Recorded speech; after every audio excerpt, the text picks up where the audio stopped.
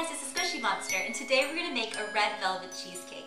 And it made so much sense to me. It was like one of those delicious aha moments. I love cheesecake, it's one of my favorite desserts, and every Christmas to be festive I make red velvet.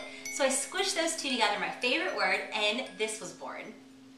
You want to begin with room temperature soft cream cheese. That's going to really help make a really velvety and smooth finished product. And what you don't want is a cheesecake that has a big ugly crack in the middle. That means that everything was over whipped, there was too much air that was incorporated into it, that it was over baked, and that you had to over whip to compensate for it being stiff. So I like to add in my vanilla early on just to allow the flavors to bloom. So just tip in a little bit of that. And you want to cream this together with your sugar.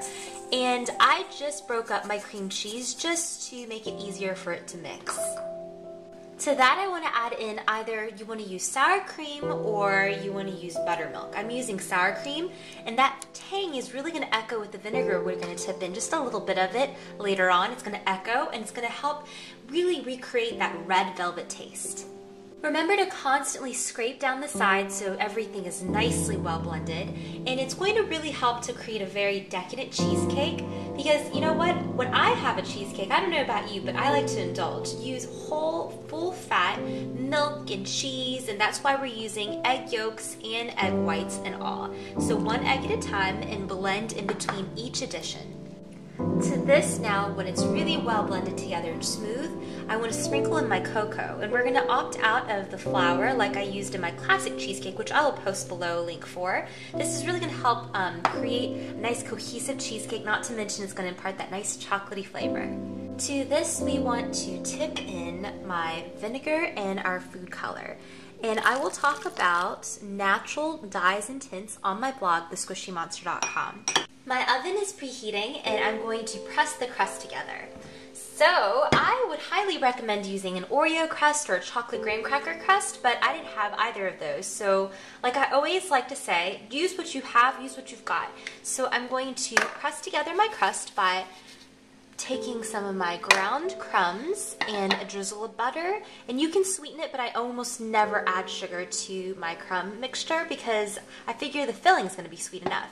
And then just use your best tools, your fingers and your hands, and just kind of clump together and press together a crust. And then you want to bake it off and let it cool before you set your filling in. You want to wrap your cheesecake on a hard surface just to dislodge some of the bubbles, and then the bubbles kind of float to the top. And you just want to slowly pour in your water, your warm water, up to halfway up the sides. And you want to put the whole thing into the oven so it bakes. It's time to taste. I cannot wait. The hardest part is letting a cheesecake set. That is literally just ridiculous. I want to go in here and taste see what it tastes like. Let's see.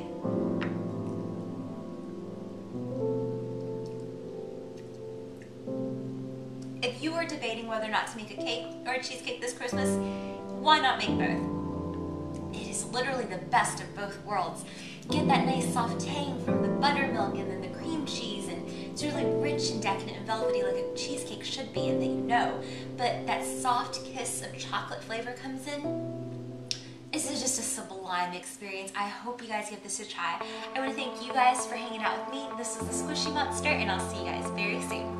Bye!